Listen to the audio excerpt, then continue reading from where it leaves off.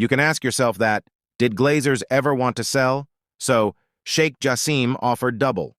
But it finally looks like Sir Jim Ratcliffe has beaten Sheikh Jassim in the Manchester United takeover race. Current owners, the Glazers, announced last November that they would be seeking strategic alternatives, leading to speculation that a takeover could be on the cards. That, however, still seems unlikely after Sheikh Jassim bin Hamad Al Thani dramatically withdrew his bid on Saturday night.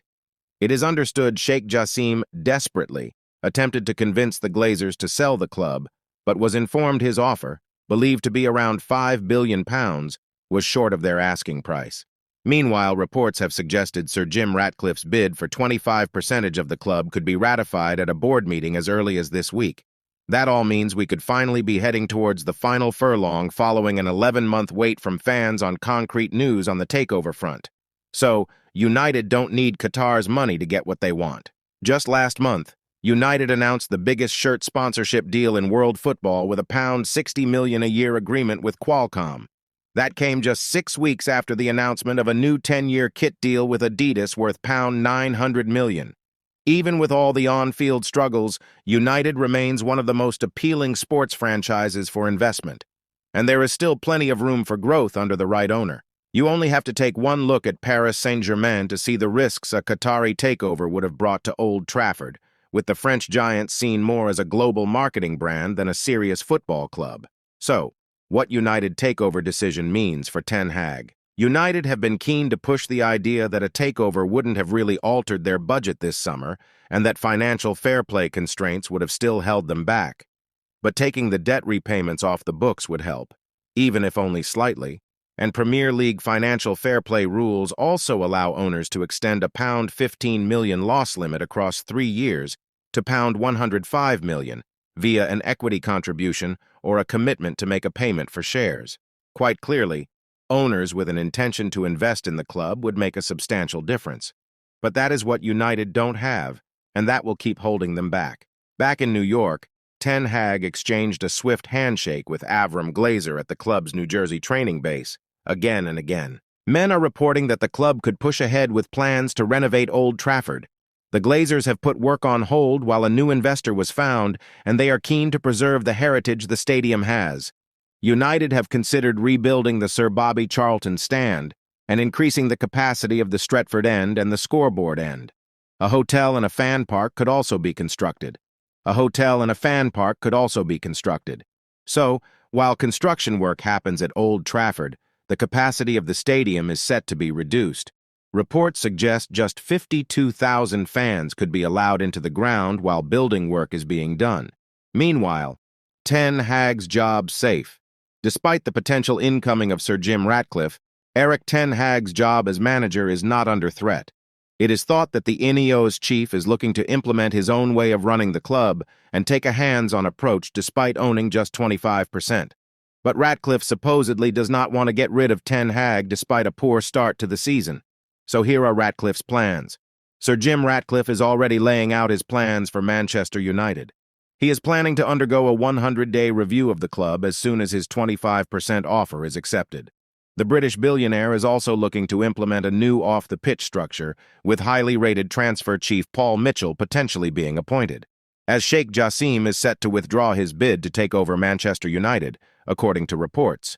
Journalist Fabrizio Romano is claiming the Qatari banker, who is proposing a complete takeover, is ready to pull out of the process due to him frustrated with the saga dragging on. The transfer expert tweeted, Sheikh Jassim has had further discussions with Glazer's family to buy 100% of Manchester United. Sheikh Jassim's bid proposition has been rejected again by Glazer's family. As a result, Sheikh Jassim informed Glazers that he's ready to withdraw from the process. Elsewhere, Mason Greenwood is loving life in Spain and wants to turn his Getafe loan move permanent.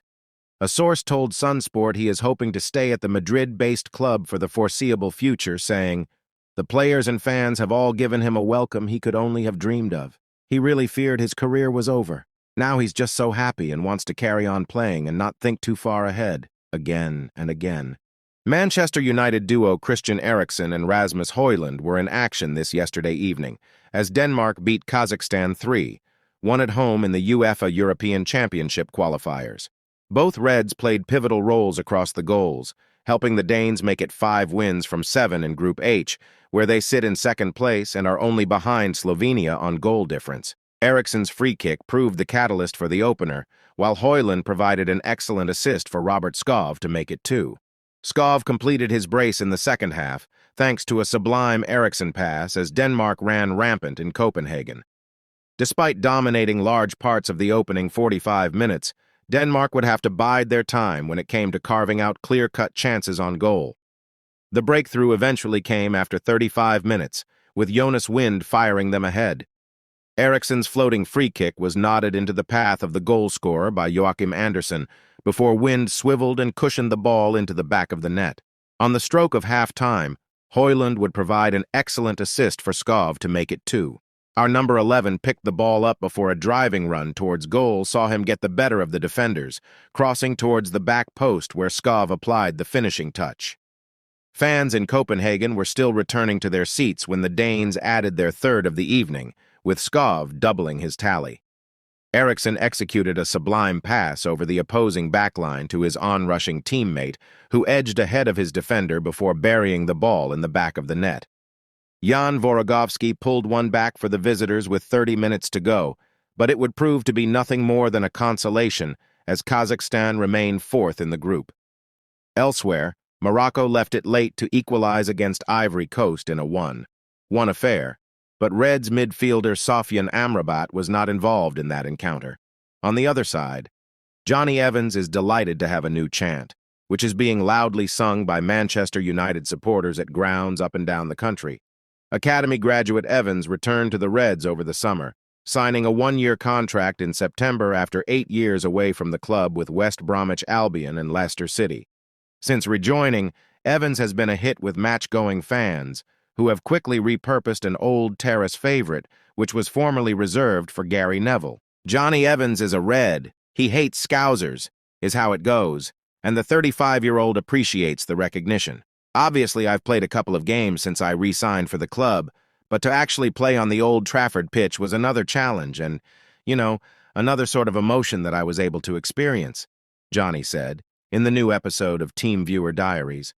And obviously the fans started singing my name and gave me a little song, which was nice. I'm delighted about that. I think throughout my career I've not really had that many chants. Whenever you're at Old Trafford, one of the best stadiums in the world, and all the fans are singing that, I have to say the fans have been amazing with me since I came back. I really appreciate that, and it's made me feel even more at home than I already do. Evans made 198 appearances in his first spell with United, and he has since racked up the double century of games, registering an excellent assist for Bruno Fernandes against Burnley in the match that tipped him over the landmark. A born and bred Red, Johnny has achieved plenty in the game away from Manchester, but he's always felt at home at Old Trafford, with a connection to our fans.